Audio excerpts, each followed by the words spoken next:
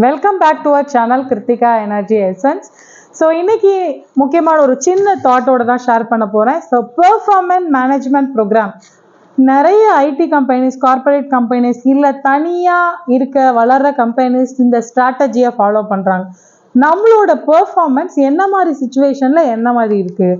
So ஏற்கனவே நான் இதை சொல்லியிருப்போம். என்ன பசங்க என்னோட ஸ்டூடெண்ட்ஸ் கிட்ட ஷேர் பண்ணியிருப்பேன்னு நினைக்கிறேன். ஸோ என்னன்னா, உங்களோட வேகம், உங்களோட ஓட்டத்தோட வேகம் எவ்வளோ தூரம் இருக்கும் அப்படின்னா, என்னால் இங்கேருந்து நீங்கள் 10 கிலோமீட்டரை 5 மினிட்ஸில் 10 மினிட்ஸில் ஓட முடியுமா? அட்லீஸ்ட் 5 கிலோமீட்டர் ஓட முடியுமா? நெவர், என்னால் முடியாது அப்படிதான் சொல்லுவோம். ஸோ சிம்பிளாக சொல்லணும்னா, நாய் துரத்துச்சுன்னா கிலோமீட்டரும் தெரியாது, டைமும் தெரியாது. அப்போ நம்மளோட பெர்ஃபார்மன்ஸ், நம்மளோட இன்னர் இன்சைட்ஸ், அதாவது நம்ம உள்ள இருந்து கொடுக்குற அந்த இன்ட்ரின்சிக் மோட்டிவேஷன் அதாவது தீர்மானிக்கும்.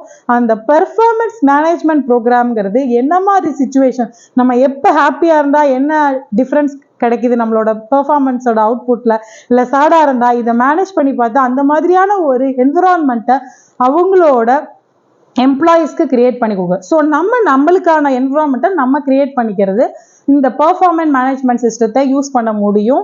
So let it to be try in your life for your successful career. Thank you friends.